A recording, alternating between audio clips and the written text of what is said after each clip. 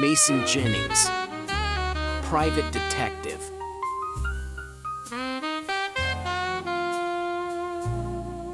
Starring Tim Riker as Mason Jennings.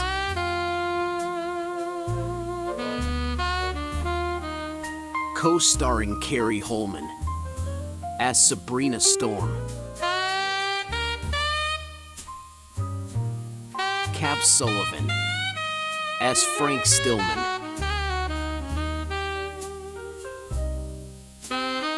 Linda Mitchell as Barbara Miller. Thomas Cutter as Everett Gray.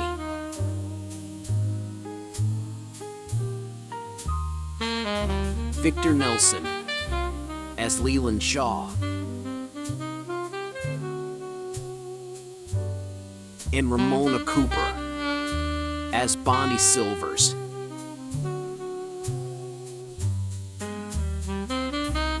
Episode 3, Part 4, The Whistler.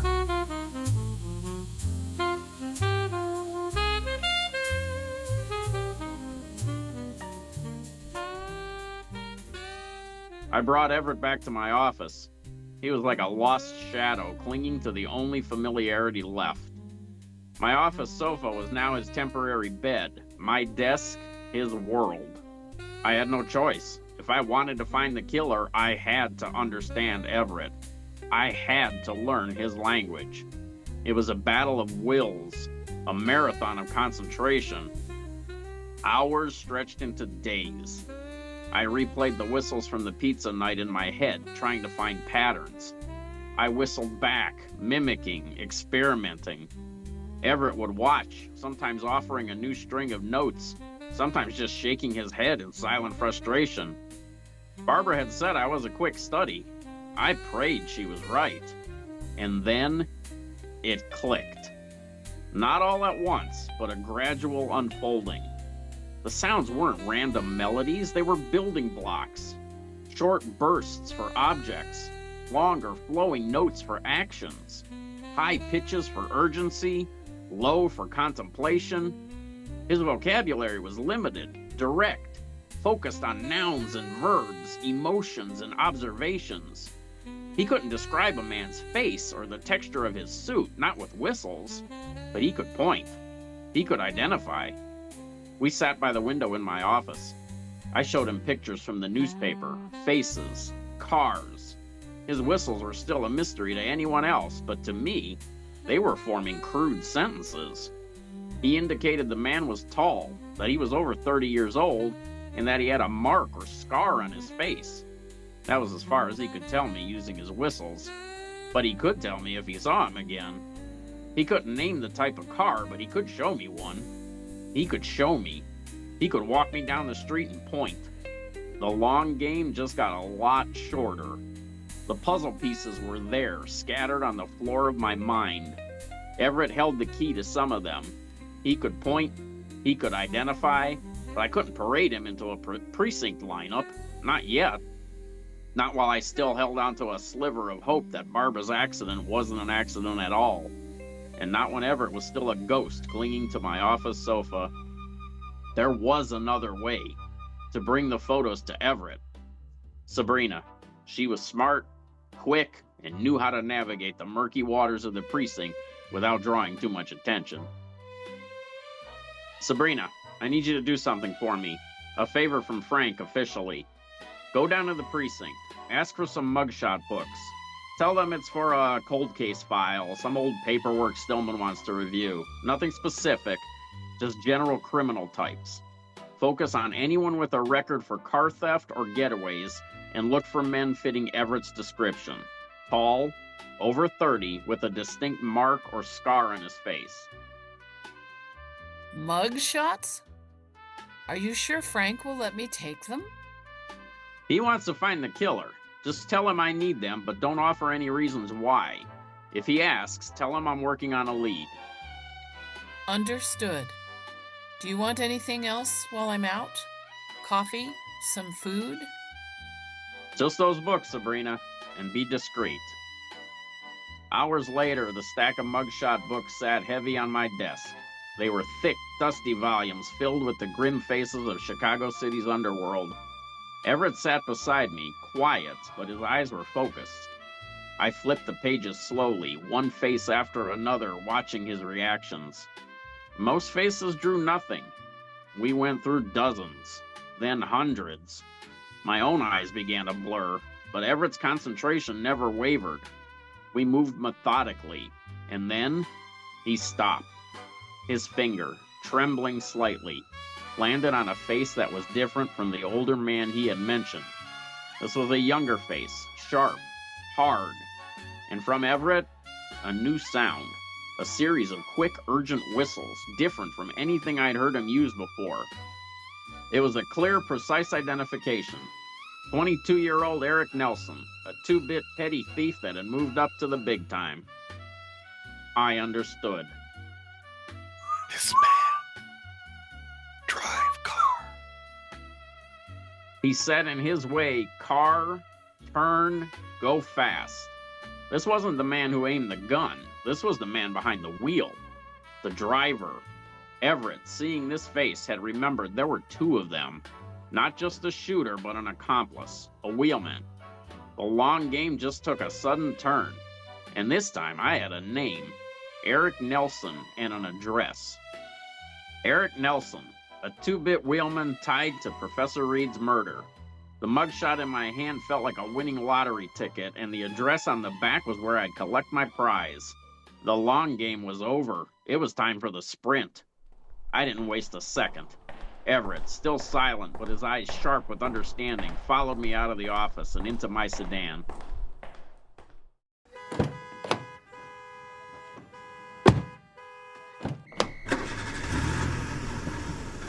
The city blurred as I pushed the engine, the street numbers ticking down until we hit the south side, a labyrinth of crumbling brick and dark alleys.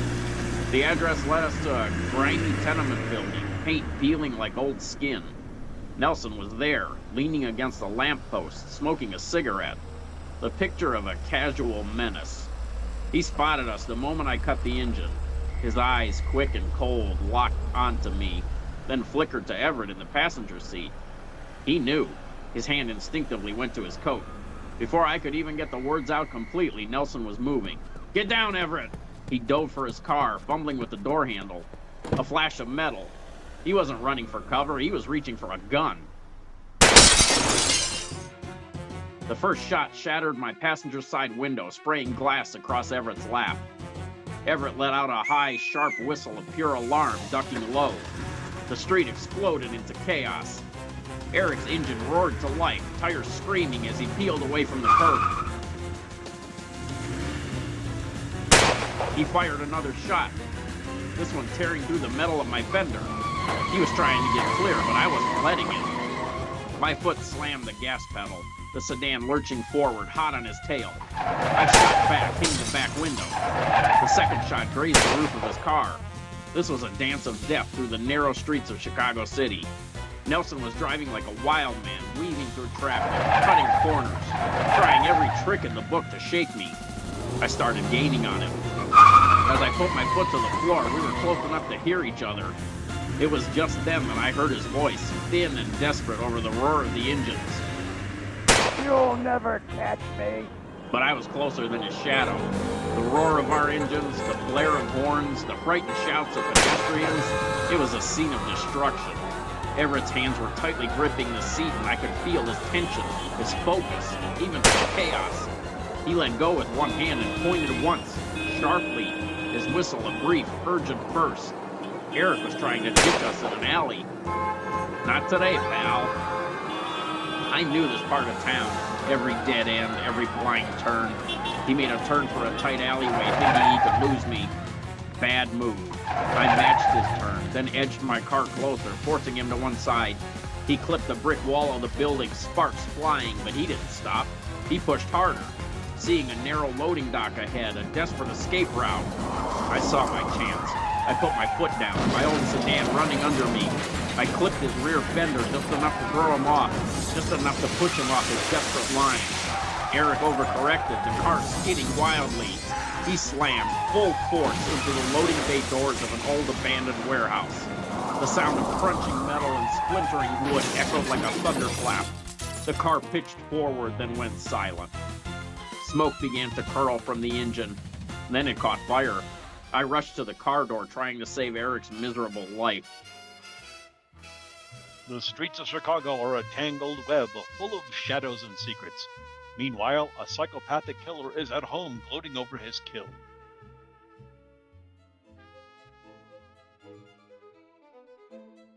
The papers are still buzzing about it, Leland.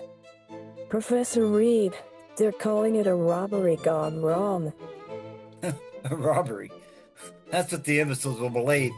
Easy for them to swallow. You don't sound too happy about that. Oh, why don't you want them to think it was just a simple job? Less heat, less trouble. Trouble? Trouble's what I've known my whole life, Bonnie. From the moment I was a squalling thing wrapped in swaddling clothes till now. My father, he taught me about trouble. Taught me with his belt, with his fists, with words that cut deeper than any knife. He taught me about control, about how the world expects you to be small, be quiet, be nothing. I know, Leland. You've told me. He always said I'd never amount to anything, that I was a mistake, a weakling. He liked to make sure I felt weak, every day, till I swore that one day the world would know my name, not for being a punchline, not for being a whipping boy, for something grand, something that echoed. And the professor? Reed. He was a symbol, Bonnie, a giant of his field, respected, adored.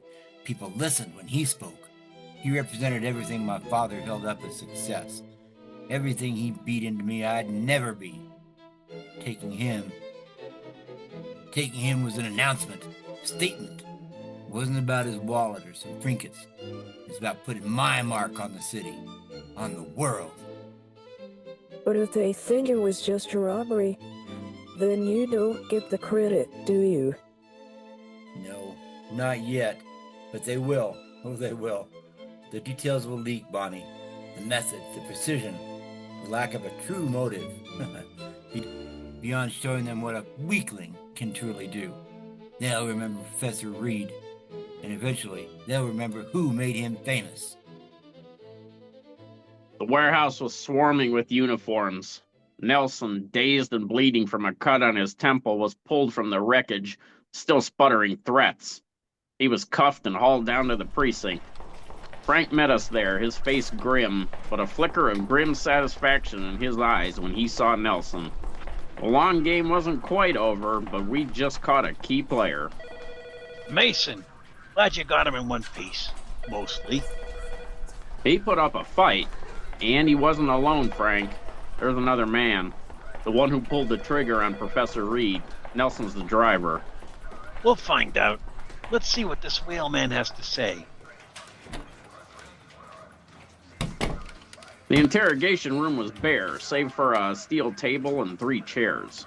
Nelson sat slumped in one, defiance etched into his bruised face. Frank took the lead, his voice calm, methodical, laying out the facts of Reed's murder, the car, the alley. Nelson just stared at the chipped paint on the wall. We know you were there, Nelson. We know you drove the car. We have a witness. Witness? What witness? You got nothing. Don't insult our intelligence, Nelson. This isn't your first rodeo. We know your type. You scratch my back, I scratch yours. Now give us the shooter. Make this easier on yourself. It was my turn to lay it on. I leaned forward, my voice low, cutting through his bravado. We have a witness, Nelson. A witness who saw you and your friend clear as day. There was someone in the alley on 43rd Street. He saw you as you went through. He picked your face out of a dozen books. He heard your car. Now let's talk about your friend, the one with the gun. Where is he? Easier? There's no easier for me. Not ever. You think I'm gonna roll over for you? For him? You got me. Fine. but you ain't getting another word out of me. Here's how this is going to play out. If you're done, then I'm just going to charge you with Professor Reed's murder. There's enough evidence to lock you up for a very long time. With a murder like this, you'll be lucky if you don't get the chair. Let's go, Mason. This guy isn't smart enough to know when he's up a tree with no way down. I'll call the governor and let him know we have the shooter. Frank and I walked out of the interrogation room, leaving Nelson alone to think about the consequences of his decision to stop talking. Frank and I spent the next hour sitting with Everett while talking about Eric Nelson. When Frank and I walked back into the room, we had 2 uniformed officers with us. Okay, boys, shackle his legs and take him to the county jail. Book him for first-degree murder. Hey, I didn't kill anyone. All I did was drive. All you did was drive. You better say what you have to say before it's too late. You're on borrowed time. Okay. His name is Leland. Leland Shaw. How do I know you're not trying to blame someone else to save your own skin? I'm not. Well, I am trying to save my own skin, but I'm telling you the truth. His name is Leland Shaw. Where does he live? I don't know. Take him. No, stop. I don't know where he lives. He always meets me. Meet him where? The Crown Royal. I was not surprised by his answer. It made perfect sense. The Crown Royal, a sewer of crime haven for Chicago City's underworld. Take him to county. Book him for accessory to murder. You better let me go to the Royal alone. The creeps can sniff out Flatfoot a mile away. All right, Mason. Just keep me informed.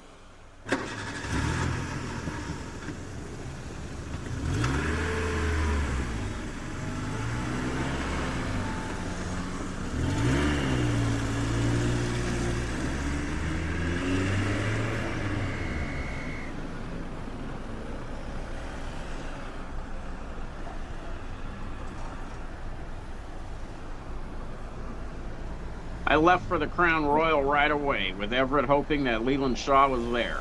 It took about 20 minutes to make the drive. The tension inside the car was thick enough to cut. Everett was frightened for his life, and with good reason. Leland Shaw was a loose cannon just waiting to blow. The Crown Royal. Its reputation preceded it like a bad smell. A watering hole for Chicago City's underbelly, where shadows traded secrets and deals were cut with a handshake and a lie. It was a long shot, but Nelson's desperation had given us a name and a location. And after Barbara's death, I wasn't leaving any stone unturned. Everett was quiet beside me in the sedan, but I could feel his apprehension. He'd never been in a place like this, a pit of desperation and danger.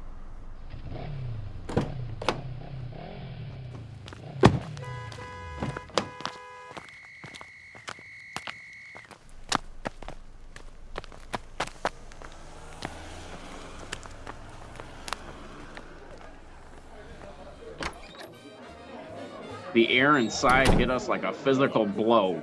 Stale smoke, cheap beer, and the hum of hushed conversations. We found a small table tucked away in a dimly lit corner. I ordered Everett and myself a coffee, hoping to blend in, to just be another face in the crowd. The band on the small stage was a surprise. A pretty redhead, Ginger, was singing a bluesy tune. Her voice cut through the grime of the place, clear and smooth, a stark contrast to the rough edges of the clientele. I found myself watching her, almost forgetting where I was for a moment. Then there was a shift in the air, a ripple near the entrance. Every head in the place seemed to turn, then quickly look away as if avoiding a predator's gaze. He walked in with an arrogant swagger, surveying the room. He was a tall man, over 30, a distinct scar near his left eye, just as Everett had whistled. That's the man. That man. Everett stiffened beside me, a low guttural sound catching in his throat. His hand instinctively gripped my arm, his knuckles white. his eyes wide and terrified, fixed on Shaw. Then a series of urgent whistles, sharp and rapid. He was pointing, a trembling finger aimed directly at the man. Shaw's head snapped up. His gaze swept the room, cold and calculating, until it landed on us, on Everett's pointing finger. His eyes narrowed, a flash of recognition. He knew Everett saw him in the alley. A thin, cruel smile spread across his face as he reached inside his coat. In an instant, he started shooting, emptying his gun. "Everett, get down!" The first shot splintered the wood of the table beside us. The music screeched to a halt. Patrons screamed, diving for cover, overturning chairs and tables in a desperate scramble. Shaw was aiming directly at Everett, a chilling precision in his eyes. This wasn't about scaring us off. This was about eliminating the witness. The roar of the gunfire in the cramped bar was deafening. Leland emptied his weapon in a furious barrage aimed squarely at Everett and me. We were pinned behind the overturned table, splinters flying around us like angry bees. "Stay down, Everett, stay down!" The metallic click of an empty chamber. That was our chance. I shoved Everett towards the back exit, a narrow door barely visible in the dim light, while I provided cover, drawing what little fire still came our way. "Go! Now!" We burst out into the grimy alley behind the bar. Leland was right behind us, already disappearing around a corner. He was fast, desperate. Everett was frozen with fear. I pushed Leland behind some garbage cans, unwittingly giving Leland the precious seconds he needed to reload. As I chased him, he rounded the corner, shooting back at us, the bullets whizzing by us and ricocheting on the brick walls. He was using the parked cars for cover. I drew my own weapon, returning fire, trying to keep him pinned down. Then, a searing pain ripped through my left arm. I had been shot. I kept moving, adrenaline masking the throbbing. Leland had vanished again. I had to assume he was heading somewhere specific. His turf. I pushed through the back streets, crossed yards, and leaped fences. I couldn't see Everett behind me, but I had to keep going. I had a bad feeling, a knot of dread tightening in my stomach. Leland wasn't just running, he was going home. And then it hit me. I followed him to an apartment that wasn't far from the Crown Royal. I sprinted, ignoring the burning in my arm. I burst through the door of Bonnie, Chris Silver's building, the hallway silent, eerily still. I could hear Leland running up the stairs 2 at a time as he took flight to reach her apartment. My heart was pounding. As I reached Barbara's floor, I heard a muffled shout, a woman's cry of defiance, and then a sickening thud. Stop! What are you doing? Leland, don't, please, don't. No! I kicked the door in, the wood splintering. Leland stood over Bonnie, a smoking gun in his hand, his face twisted in a mask of rage and fear. Her eyes were open, staring blankly at the ceiling. I didn't hesitate to shoot. My gun was already raised. I fired. Leland staggered back, clutching his chest, a look of shocked surprise on his face. But it was too late for Barbara. A second too late. I started heading back to where I had last seen Everett. I found him lying on the sidewalk, bleeding. He had been shot in the chest. "It's okay, Everett. I got him. We'll get you patched up in no time." Thank you, my friend. And with that, Everett Gray closed his eyes and died in my arms. There are no words to speak that could express the loss I felt. It was over. Leland Shaw wanted to be known for killing Professor Edgar Reed. Frank and I were determined that no one would ever hear the name Leland Shaw. I'll never forget Everett or his courage. I hope you don't either. Be sure to tune in next week for another episode of Mason Jennings' Private Detective.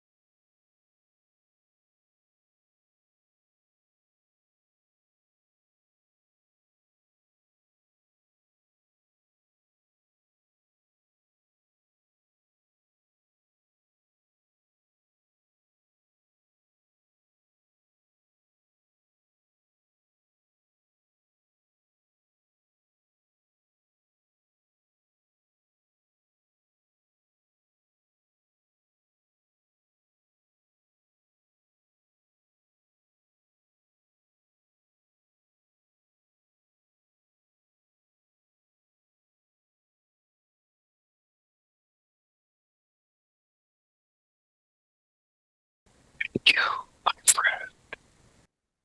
And with that, Everett Gray closed his eyes and died in my arms. There are no words to speak that could express the loss I felt. It was over. Leland Shaw wanted to be known for killing Professor Edgar Reed. Frank and I were determined that no one would ever hear the name Leland Shaw. I'll never forget Everett or his courage. I hope you don't either.